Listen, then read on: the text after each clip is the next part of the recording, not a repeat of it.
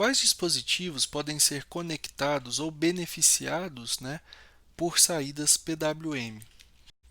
No caso dos LEDs, com PWM eu tenho controle de brilho.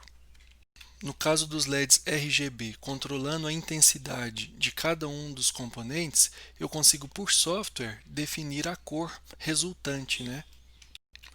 Nós temos também alguns servomotores analógicos, eles recebem como entrada um sinal PWM, cuja largura de pulso define o ponto de operação do sistema de controle interno, né, do servomotor. E, finalmente, os drivers de motores de corrente contínua, que nós vimos na aula de portas de entrada e saída. Com essa novidade das saídas PWM, eu posso fazer o controle de velocidade desse tipo de motor. E, afinal, o que é um sinal do tipo PWM? Assim como uma onda quadrada, o sinal PWM também possui apenas dois níveis. E nos sinais PWM também é possível segmentar a linha do tempo em intervalos regulares. Nós chamamos a duração desses intervalos regulares de período, só que nós vamos ver que o sinal PWM não é, formalmente falando, um sinal periódico, tá? Nós temos pulsos com bordas de subida regulares na linha do tempo, só que a largura desses pulsos é variável. Esta é a premissa de um sinal PWM, possuir uma largura de pulso variável, diferentemente de uma onda quadrada. E justamente por ser variável, que apesar da gente chamar esse parâmetro t de período, a gente não deve encarar o PWM como uma onda periódica, matematicamente falando. A duração T-on pode ser expressa também em termos percentuais. Nós chamamos isso de ciclo de trabalho. E nós temos o inverso do comprimento desses intervalos regulares, definindo a nossa frequência de pulsos. E como usar variação de largura de pulso para modular um sinal? Aqui nós temos um exemplo com um sinal PWM de alta frequência, cujas larguras de pulso seguem o comportamento da função seno. E para chegar no sinal analógico propriamente dito, nós podemos aplicar um filtro passa-baixa, ou então, em alguns casos, nós simplesmente aplicamos a saída PWM a cargas que não são impactadas por esse comportamento em alta frequência. Por exemplo, o brilho de um LED, nosso olho não vai perceber que o LED está acendendo e apagando, né, na alta frequência. Então, o que nós percebemos olhando um LED com controle de brilho por PWM é, na realidade, a largura de pulso, o valor médio só, né? E aqui nós temos um caso discreto e quantizado, que é mais condizente com o que nós fazemos com o microcontrolador. Ele é discreto porque eu não consigo alterar a largura de pulso em qualquer instante do tempo, na linha do tempo. O sistema opera em loop só em instantes pré-definidos que o programa vai afetar a largura de pulso. E ele é quantizado porque a largura de pulso fica armazenada num valor digital. No nosso exemplo aqui, um valor de 8 bits. Portanto, eu tenho aqui de 0 a 255. Um exemplo típico de aplicação de um sinal PWM é para a definição do ponto de operação de um servomotor analógico, como o SG90 da Tower Pro. Este servomotor trabalha com sinal PWM de período 20 milissegundos e largura de pulso T-on entre 1 e 2 milissegundos. A posição central é alcançada com T-on igual a 1,5 milissegundo. Com a largura de pulso de aproximadamente 1 milissegundo, você tem o servomotor na posição menos 90 graus. E com a largura de pulso 2 milissegundos, o servomotor vai para a posição 90 graus. Esse range de menos 90 a 90 depende do servomotor. Principalmente em servomotores que não são originais da Tower Pro mesmo, você consegue às vezes faixas muito maiores que 180 graus. Aí nesse caso você tem um T-on mais estreito que 1 milissegundo e mais largo que 2 milissegundos. Pode parecer estranho usar uma faixa tão estreita, de 1 a 2 milissegundos, para um período de 20 milissegundos, mas isso tem algumas vantagens. Na próxima aula, com o assunto de temporizadores, nós vamos ver, por exemplo, como usar dois temporizadores apenas para controlar de forma independente 8 servomotores SG90 da Tower Pro. Mas na aula de hoje o foco é geração de sinais PWM por hardware. O ESP32 possui um periférico chamado controlador de LEDs, subdividido em dois grupos, e o controlador de LEDs gera sinais PWM não só para controlar brilho de LEDs, mas também para saídas de uso geral. E diferentemente dos outros periféricos vistos até aqui, os pinos associados aos canais PWM são definidos por software. Nesta figura, nós vemos que o controle dos periféricos para a geração de sinais PWM e a atribuição dos pinos usados são feitos por vias de controle afetadas por software. O primeiro grupo de controlador de LEDs opera no modo de alta velocidade. Este modo possibilita a variação da largura de pulso por hardware. Você pode solicitar via software a aplicação de efeitos de incrementos e decrementos graduais. Só que as funções associadas a esse caso de uso só estão disponíveis no ESP-IDF. Não temos essas funções no Core Arduino. Já no modo de baixa velocidade, associado ao segundo grupo de controlador de LEDs, a razão cíclica é sempre controlada pelo programa. E para a especificação da frequência de pulsos e para a quantidade de bits associada à largura de pulso, nós temos uma relação de proporção inversa. No limite, o ESP32 é capaz de gerar um sinal de 40 MHz, mas aí sobra apenas um bit para o Duty Cycle, ou seja, eu tenho uma onda quadrada, 50-50, ou a saída sempre em nível lógico baixo. No core do Arduino, nós temos um conjunto minimalista de funções de alto nível para a utilização deste periférico. Em particular, nós temos a função LED Controller Setup, que recebe o número do canal de 0 a 15, os 8 primeiros são do primeiro grupo, mas no Core Arduino isso não faz diferença porque aqueles efeitos de alteração de largura de pulso por hardware não estão disponíveis. A frequência desejada para o sinal PWM, frequência de pulsos e o número de bits de resolução. Esta função retorna a frequência mais próxima alcançada. A função LED Controller Write altera a largura de pulso de um certo canal.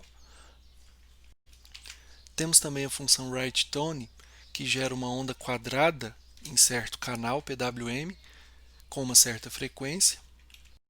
A função Write Note é similar, mas você especifica a frequência em termos da nota musical associada. Então nós não vamos abordar esta função no curso, porque a aplicação dela é mais para software musical. Temos também funções para realizar a leitura da largura de pulso atualmente atribuída a um certo canal e a frequência atualmente atribuída para um certo canal. E por último, mas não menos importante, nós temos funções para realizar o mapeamento entre canais PWM e os pinos GPIO associados. Lembrando que um certo canal PWM pode ser associado a mais de um pino, quando você quer a mesma saída em vários pinos. Então, como um pequeno protótipo para mostrar o uso de saídas PWM, nós vamos desenvolver aqui uma solução onde eu controlo um servomotor analógico a partir de uma tensão proveniente de um divisor resistivo. Então, envolve conversor AD e PWM. Primeiramente, nós precisamos definir a frequência do sinal PWM a ser gerado. Como eu tenho um período de 20 milissegundos, a frequência de pulso será 50 Hz. O segundo passo é a definição das razões cíclicas referentes aos limites de operação do servomotor. Num cenário ideal, com o servomotor original da Tower Pro, isso seria o T-on limitado entre 1 milissegundo e 2 milissegundos. Mas esses valores vão ser ajustados conforme o motor usado na montagem. Seguindo com o cálculo para o caso padrão, nós teríamos aqui uma razão cíclica de 5%, que é 1 milissegundo dividido por 20 milissegundos, e 10% no outro extremo, que é 2 milissegundos dividido por 20 milissegundos.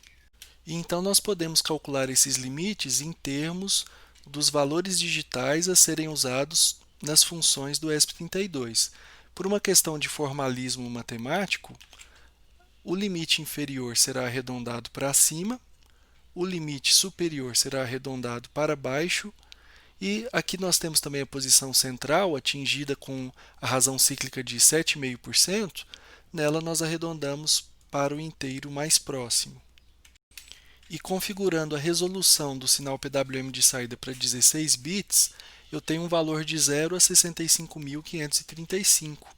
Então aqui nós temos os resultados para a razão cíclica de 5%, dá 3.277, para a posição central 4.915 e para a posição que equivale a T1 igual a 2 milissegundos, nós teríamos 6.553.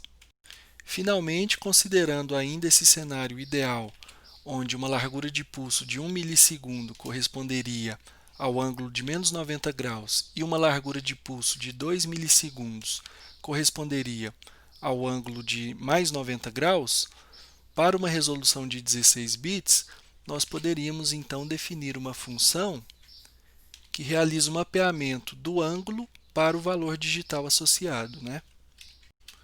Vamos ver agora um possível código-fonte para a implementação desse protótipo.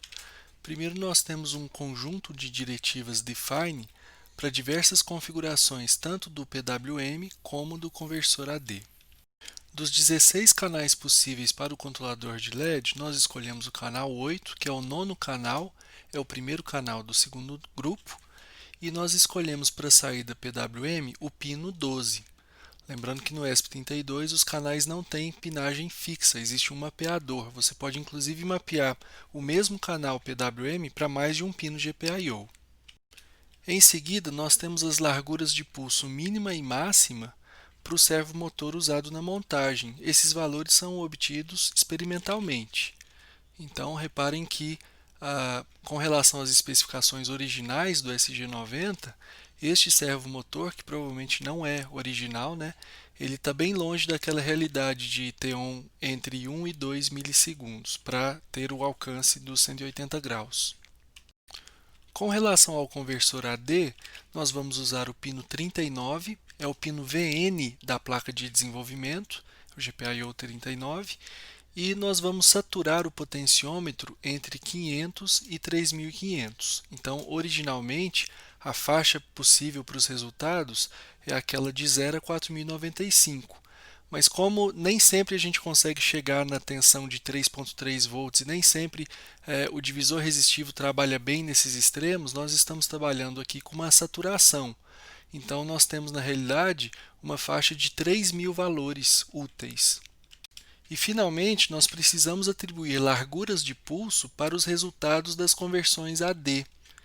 Então, para isso, nós definimos aqui o coeficiente angular de uma reta que será responsável por essa conversão, né? A reta como uma função f de x igual a ax mais b, o coeficiente angular, que é o a, nesse caso o slope, né, é na realidade o ΔY dividido pelo ΔX.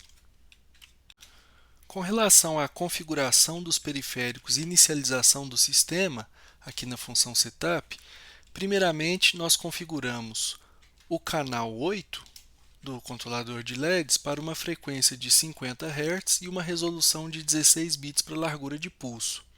Em seguida, nós atribuímos este canal ao pino GPIO que será usado para a saída para o servomotor.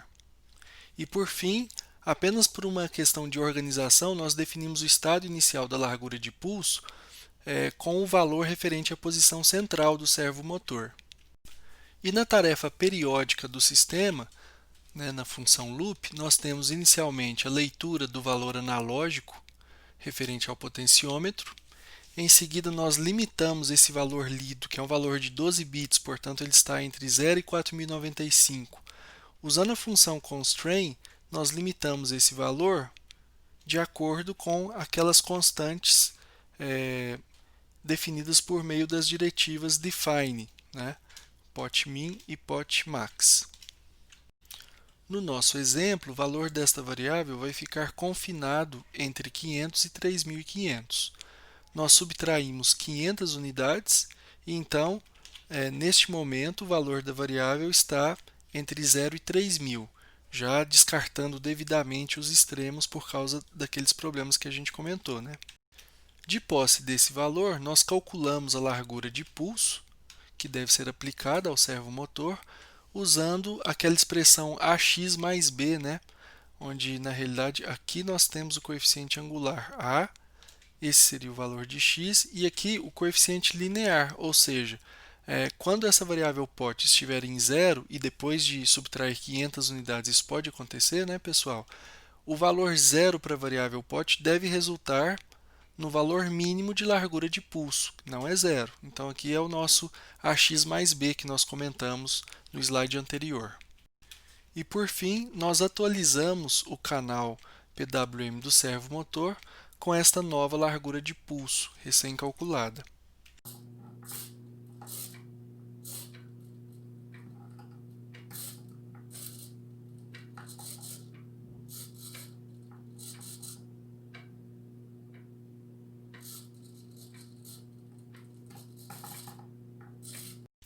Com isso, nós encerramos o tópico de modulação PWM e na próxima aula nós vamos ver um pouco sobre temporizadores.